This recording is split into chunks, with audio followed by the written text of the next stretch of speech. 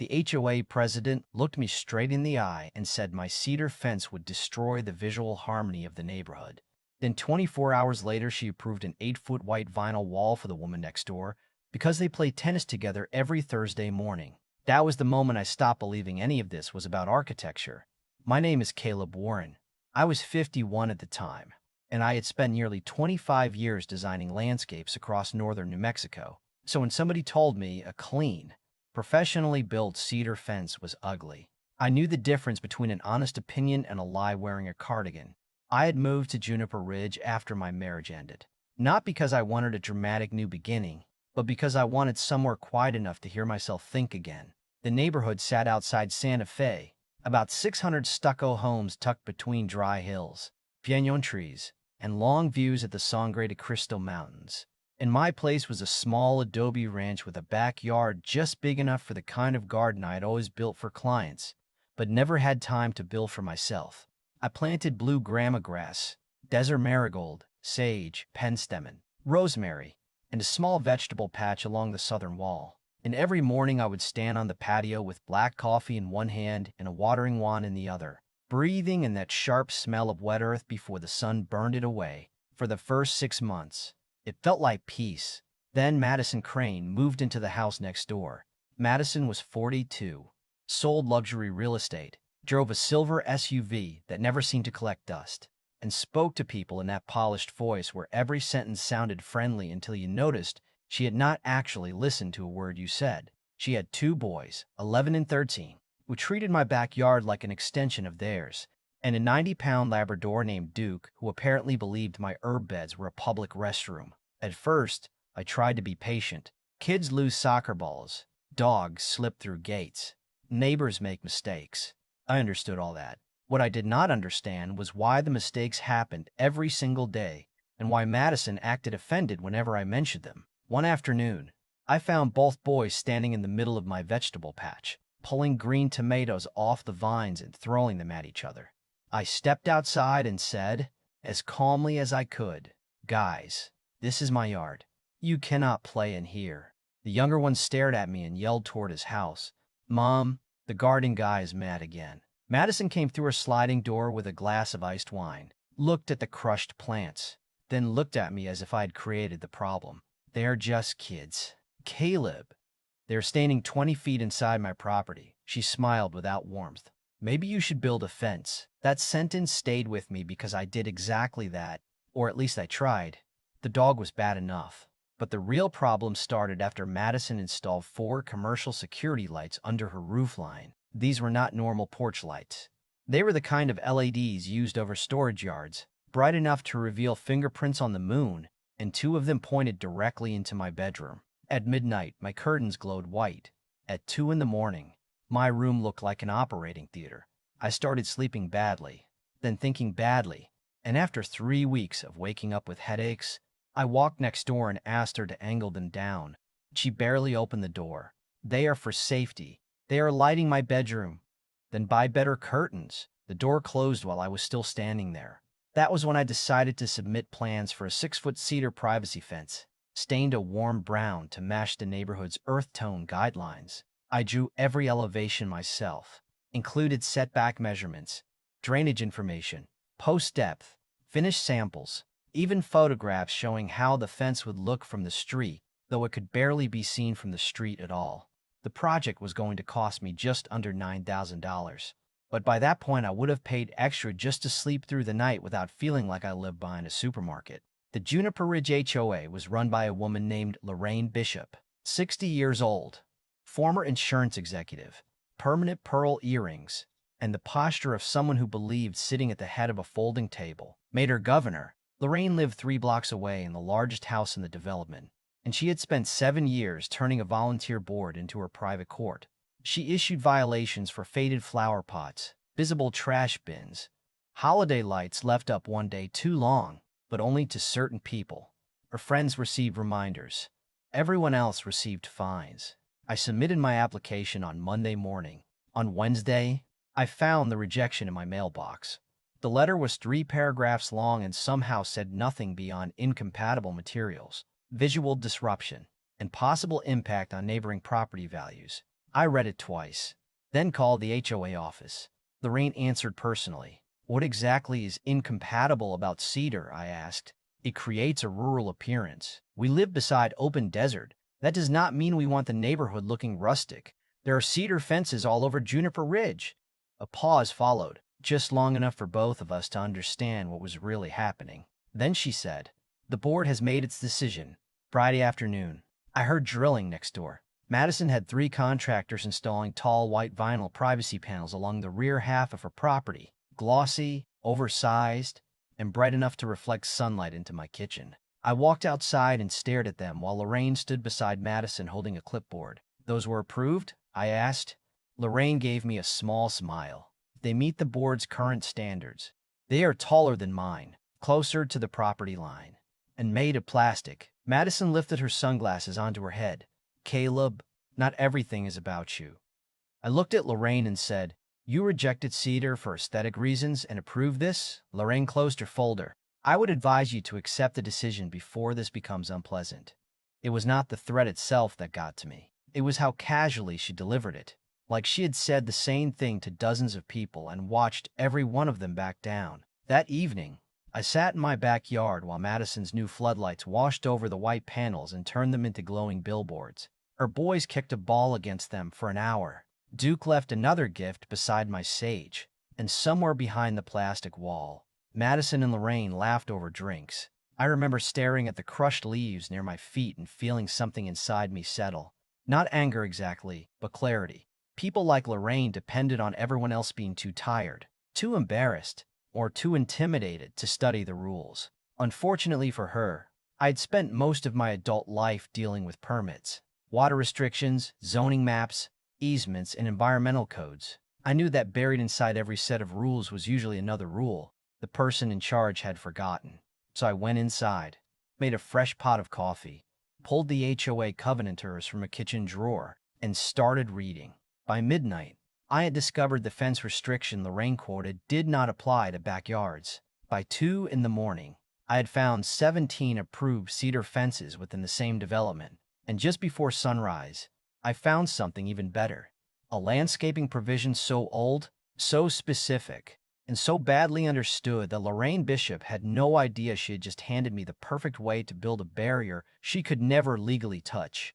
The provision was buried in Appendix D under Water Conservation and Habitat Preservation, a section nobody had probably read since the subdivision was built in 1998, and it allowed homeowners to establish native vegetation corridors alongside and rear property lines without architectural approval, provided the plants were indigenous, drought-tolerant, and maintained as part of a documented ecological plan. Lorraine could reject wood, vinyl, stone, or steel, but she could not reject roots, leaves, and living ground cover protected by the county's conservation program. I sat there watching the first orange light creep over the mountains, feeling that strange calm you get when the person trying to corner you has accidentally left the back door wide open.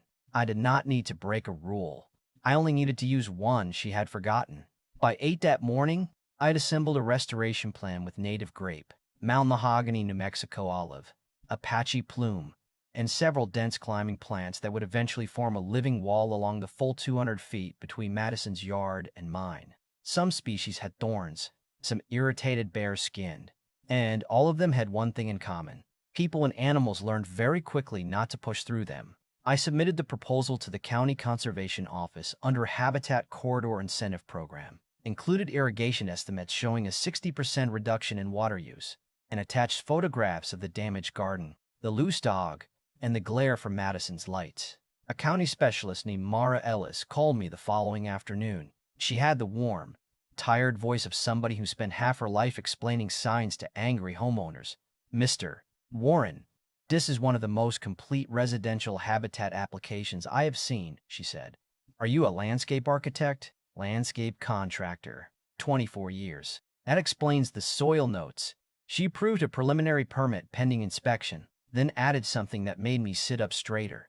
Once certified, the corridor could not be removed or chemically treated without county authorization, even by an HOA. Thursday morning, I marked the property line, laid drip tubing, and began preparing the soil. Madison appeared before I had finished the first 10 feet. She stood behind her bright white panels wearing oversized sunglasses, holding her phone upright like she was filming a crime documentary. "What are you doing now?" "Landscaping." "That is not landscaping. It has plants, soil, irrigation. That usually qualifies." She lowered the phone just enough for me to see the irritation on her face.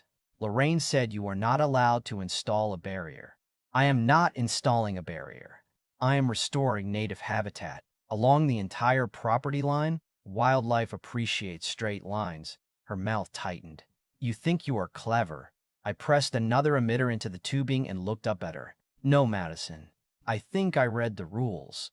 That sentence traveled faster than gossip at a church picnic. By Friday, Lorraine sent me a violation notice for unauthorized construction, even though there was no construction. Saturday, she sent another for excessive mulch. Monday, I received a third claiming my temporary plant markers created visual clutter. Every notice arrived in a white envelope with her signature stamped at the bottom, and everyone made the same mistake. It cited architectural restrictions that did not apply to an environmental project. I answered each notice with a copy of the county permit and a request for the specific covenant she believed I had violated. She never provided one. Instead, she escalated. At the next HOA meeting, Lorraine placed my property on the agenda under the heading Community Hazard Concerns. I attended with a folder of documents and found nearly 40 residents sitting in metal chairs inside the clubhouse, more than double the usual crowd. Madison sat in the front row beside Lorraine, dressed like she had come directly from a real estate closing. Lorraine adjusted the microphone and said, "Mr. Warren has chosen to disregard neighborhood standards by installing an uncontrolled vegetation barrier that may attract pests and reduce surrounding property values." I raised my hand. "May I respond?" "You will have 2 minutes after the board finishes. You have already been speaking about my property for 10.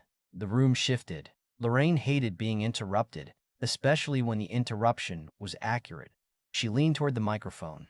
"This is exactly the confrontational behavior residents have reported." Madison turned around and gave me a satisfied little smile. I waited until Lorraine finished describing my garden as if I had planted a swamp full of snakes. Then I walked to the front and placed 17 photographs on the table. Each showed an approved cedar fence inside Juniper Ridge. Then I placed 3 photographs of Madison's white vinyl panels beside them.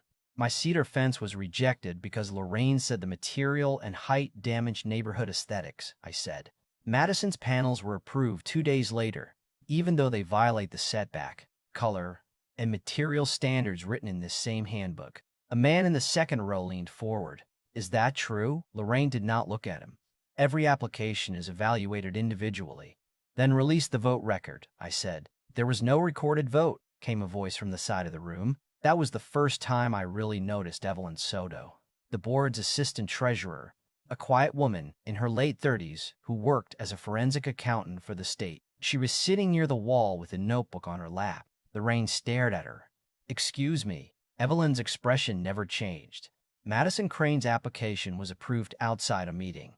There is no motion, no vote, and no signed review from the architectural committee." The room went completely still. Madison whispered something to Lorraine, but Evelyn kept going.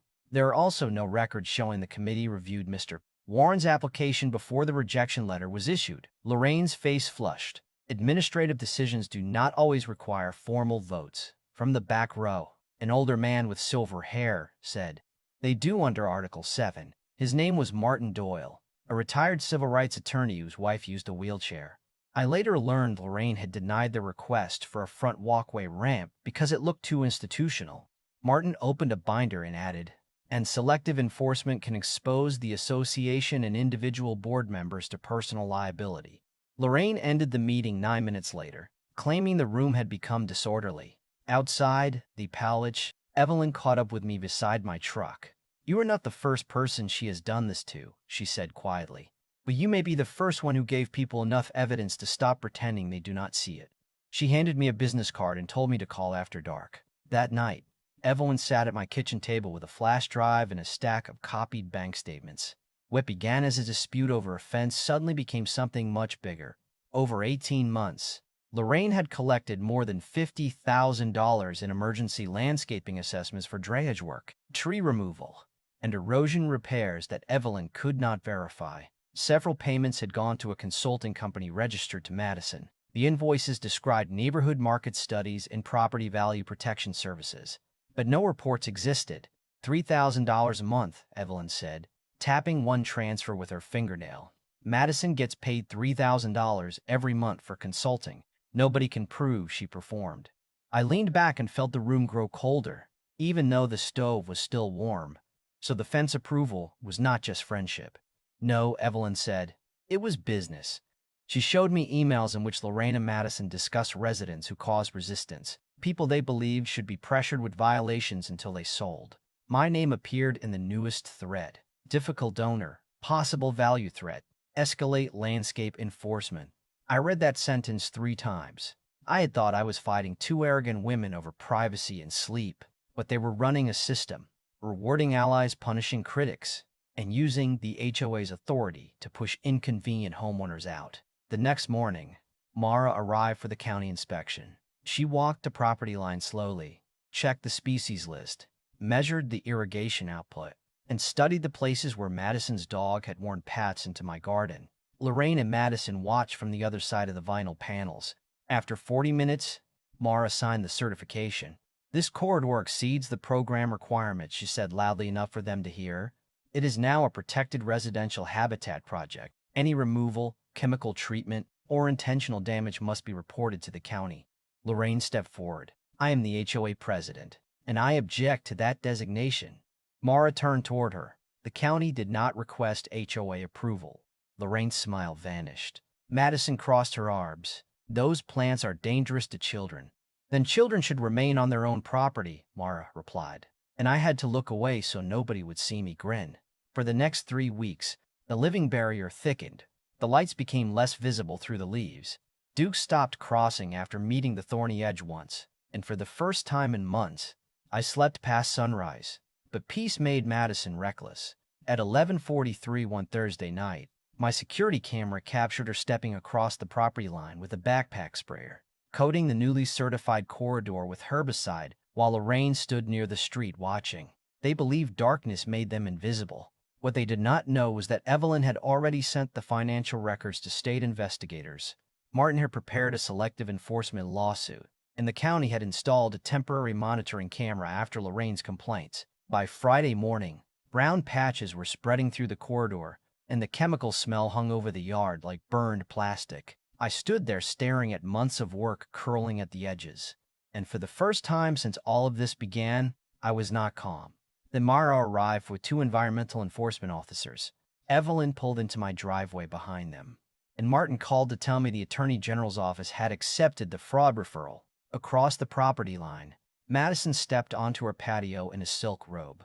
Lorraine came to her gate with a folder under one arm, and neither woman had the slightest idea that every lie, every payment, every midnight step, and every drop from that sprayer had finally converged into one case they could no longer control. Lorraine walked into my yard as if she still owned the ground beneath her shoes, holding that folder against her chest while Madison stood behind her with her arms crossed, and for one strange second, nobody spoke. The damaged leaves trembled in the morning breeze. The chemical odor burned the back of my throat, and Mara's 2 enforcement officers quietly started photographing the brown streaks running through the soil. Lorraine finally broke the silence. This entire thing has been exaggerated, she said. Madison was applying a standard weed treatment to prevent a public hazard. One of the officers looked up from the irrigation line. On property she does not own, Lorraine blinked. The HOA has authority over common visual standards. This is not common property, I said, and your name is visible on the county camera footage. That stopped her. Madison's confidence slipped next.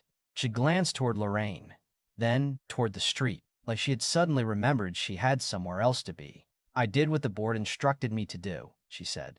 Lorraine turned so fast the folder nearly fell from her hand. I never instructed you to enter his property.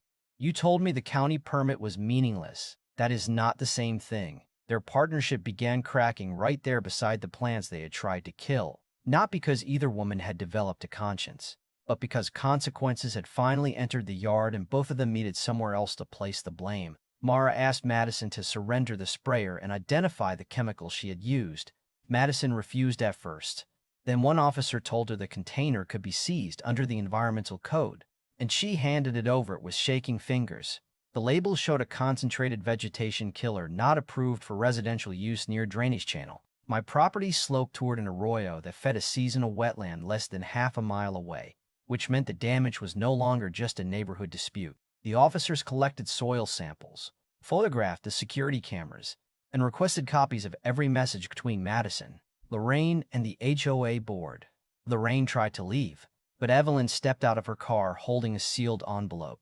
"Before you go," she said, "you should know the association's bank records were delivered to the Attorney General this morning." Lorraine stared at her as if Evelyn had betrayed a sacred oath. "You had no authority to release confidential documents." Evelyn's voice stayed calm. "I had a legal duty to report suspected theft." "You are finished on this board." "No," Evelyn said, almost gently. "You are." I will never forget Lorraine's face in that moment. Not anger, not fear, but disbelief. She had spent so many years watching people lower their voices around her that she had confused obedience with loyalty. And once the room stopped being afraid, she had nothing left except a title printed beneath her name. The county issued an emergency restoration order that afternoon, requiring the HOA in Madison to pay for soil remediation, replacement plants, and professional monitoring.